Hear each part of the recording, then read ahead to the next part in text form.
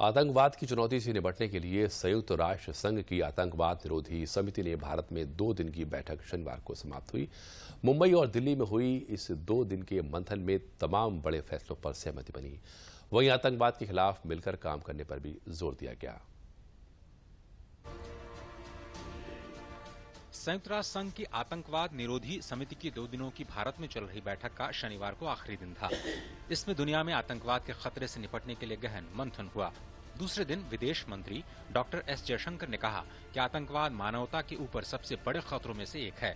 UNSC ने पिछले 2 दशकों में आतंकवाद जैसे खतरे से निपटने के लिए कई प्रभावी काम किए हैं। The UN Security Council in the past 2 decades has evolved an important architecture built primarily around the counter-terrorism sanctions regime to combat this menace. This has been very effective in putting those countries on notice that had turned terrorism into a state-funded enterprise.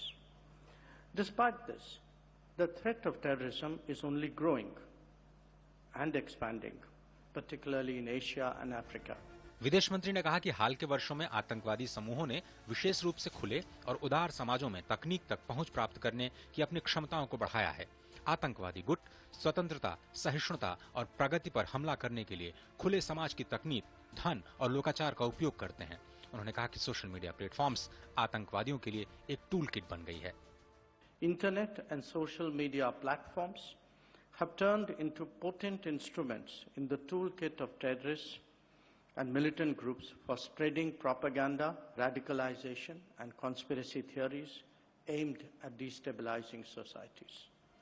Bharat की अध्यक्षता में हो रही इस बैठक का agenda है कि कैसे आतंकवादियों की बढ़ती क्षमताओं को रोका जाए, आतंकी संगठनों को होने वाले वित्त पोषण पर कैसे लगाम लगाई जा सके।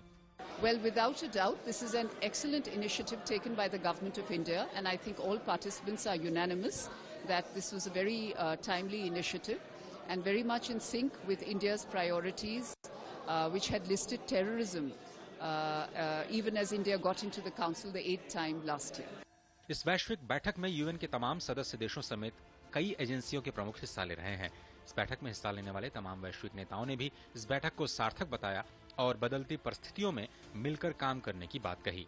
The conversation was very enriching. We learned today from some of the brightest minds from Meta, from the GIFCT, from Google, from civil society. One of the things that come up from many of the discussions today is that for anything to be effective, we need the public and the private to work together.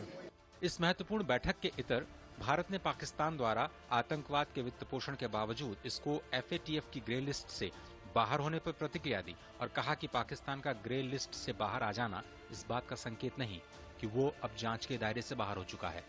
The FATF process also has a certain amount of continuity. So once you are off a grey list doesn't mean you're not under any scrutiny.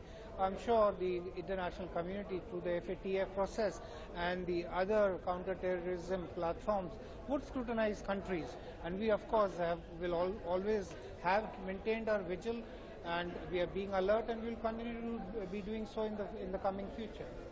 शुक्रवार को भी संयुक्त राष्ट्र संघ की आतंकवाद निरोधी समिति की बैठक मुंबई में हुई थी, जिसमें भारत की अगुवाई में तमाम देशों के प्रतिनिधियों ने आतंकवाद के हर स्वरूप को रोकने पर मिलकर काम करने पर सहमति बनाई थी, जिसको आगे बढ़ते हुए शनिवार को दिल्ली में हुई बैठक के बाद दिल्ली डिक्लेरेशन जारी किया गया। इस डिक्लेरेशन में आतंकवाद के हर रूप को अंतर्राष्ट्रीय शांति और सुरक्षा के लिए खतरा बताते हुए इसे किसी धर्म और राष्ट्रीयता के साथ नहीं जोड़े जाने पर जोर दिया गया।